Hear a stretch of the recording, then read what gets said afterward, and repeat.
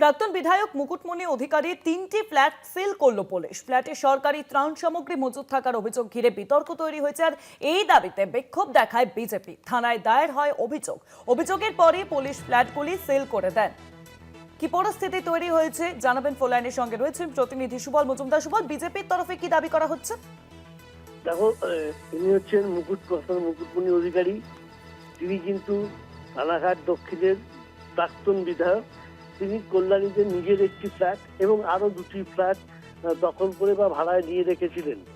এবার সেখানে দাঁড়িয়ে এই কিছুদিন আগে তাদের মনে হয়েছে বেশ কিছু ত্রাণ সামগ্রী এবং কিছু যেগুলো সরকারি জিনিসপত্র তাদের এই ফ্ল্যাটে নিয়ে এসে রাখা হয়েছে। কারণ তার বাড়ি হচ্ছে কৃষ্ণগঞ্জের এবং তিনি রানাঘাট দক্ষিণের বিধায়ক। তিনি একটি নিজের মানে বিব্লকে একটি কল্যাণী বিব্লকে একটি নিজের ফ্ল্যাট এবং আরো দুটি দখল করে মানে ভাড়া হিসাবে নিয়েছিলেন বলে জানা গেছে।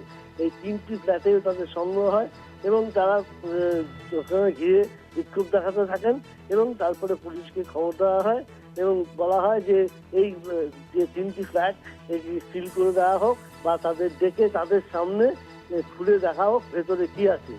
এবার পুলিশ এসে এই 3টি ফ্ল্যাট সিল করার আগে ফোন করে। রাত তখন 10:30 বেজে গেছিল, কেউ এখনো আসেনি। তাই পুলিশ সেগুলো সিল করে দেওয়ার পর তাদেরকে থানা লিখিত অভিযোগ দায়ের করতে বলে এবং তারা লিখিত অভিযোগ দায়ের করেন এবং এরপরে তাদের সামনে বা ফ্ল্যাট মালিক যে আছেন তাদের সামনেই এই পুলিশ এই সিল খুলে ভেতরে কি আছে তা দেখবেন। শুভাঙ্গিনী। ধন্যবাদ সুবল। ফোনলাইনের সঙ্গে ছিলেন প্রতিনিধি সুবল মজুমদার।